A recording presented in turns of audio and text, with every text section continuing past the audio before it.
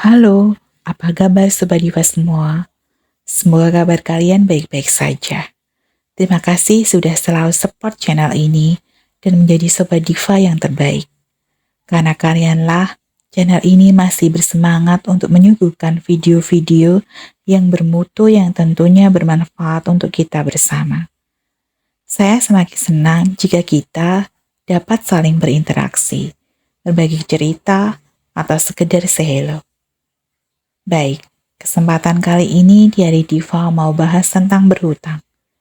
Sebelumnya, saya mau nanya, gimana sikap kalian kalau tiba-tiba ada temenmu yang udah lama nggak ketemu, tiba-tiba datang main ke tempatmu terus bilang, buah duku, buah kedondong, pinjem 100 dulu dong. Kira-kira gimana? Apa? Oh ya, ada yang bilang, lihat-lihat dulu orangnya. Kalau sekiranya dia menepati janji, ya dipinjemi. Kalau orangnya tipe tukang utang sana-sini dan nggak pernah mau bayar, ya nggak usah dikasih. Banyak kasus juga. Saya nggak tahu apakah ini salah satu kearifan lokal di negara Indonesia atau bukan ya. Ternyata saat ditagih, yang utang itu lebih galak daripada yang nagih. Ada yang ngajak adu mulut, bahkan berantem adu jotos. Luar biasa bukan orang-orang kita?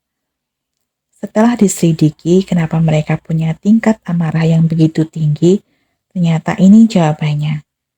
Seseorang yang berhutang itu pasti dalam kondisi keuangan yang tidak baik. Mungkin disebabkan anggota keluarganya ada yang sakit, mungkin karena habis kena PHK, atau bisa juga untuk memenuhi gaya hidup dan tuntutan sosial, agar terlihat eksistensinya di sosial media yang seharusnya tidak dilakukan karena tindakan ini terkesan memaksakan sesuatu. Ibarat peribahasa, besar pasak daripada tiang. Atau dalam ilmu fisika, ada istilah tekanan berbanding lurus dengan gaya. Jadi kalau ngerasa hidupmu penuh tekanan, mungkin karena kamu kebanyakan gaya. Makanya saran saya, jangan kebanyakan gaya. Orang yang berhutang mempunyai perasaan cemas yang dapat muncul dengan berbagai pemicu, seperti kekhawatiran terus-menerus tentang uang, mengalami perasaan luar biasa, kewalahan tanpa akhir yang terlihat, dan keputusasaan. Dan semua itu adalah indikasi tentang masalah kesehatan mental, depresi, dan kecemasan. Selain karena tingkat depresi yang cukup tinggi yang dirasakan si peminjam, menjadi lebih galak juga merupakan salah satu bentuk pertahanan diri, apalagi bagi orang yang tidak punya pengendalian diri yang baik. Dengan marah-marah di depan penagih, dia merasa lebih superior.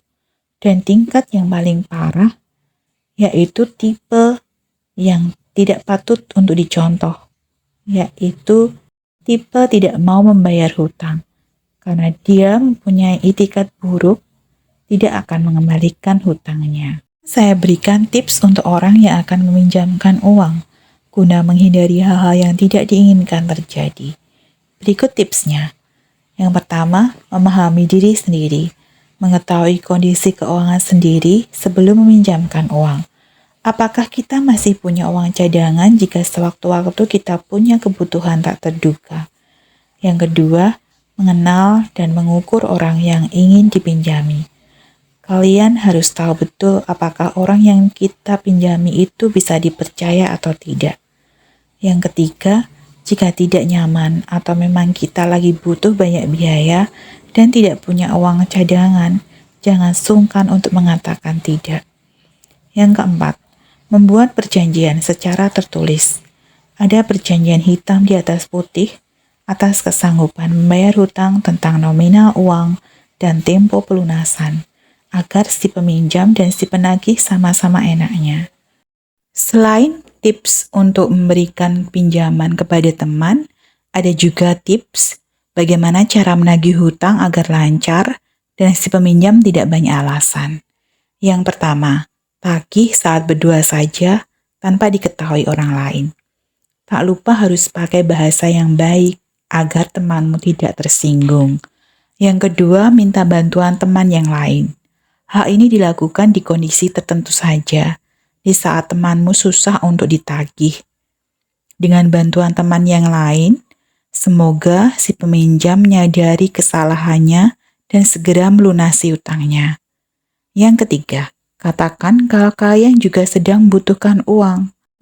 Kalian bisa beralasan untuk membayar cicilan rumah, bayar kontrakan, atau apa gitu, agar temanmu terdorong untuk segera melunasi utangnya.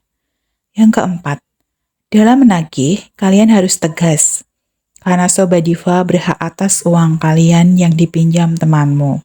Saya rasa cukup sekian obrolan kita kesempatan kali ini. Kesimpulannya bahwa lewat peminjaman pertama kita jadi tahu kredibilitas seseorang. Ada orang yang menepati janji bayar hutang tepat waktu, ada juga yang suka sengaja molor bayarnya kayak karet, dan orang yang bisa dipegang janjinya tentu saja mudah juga dapat pinjaman dari teman kalau sedang butuh uang. Bagaimanapun juga, utang harus dibayar. Sampai jumpa di video selanjutnya. Akhir kata, good luck, peace and respect for anything. Salam Dia Diva.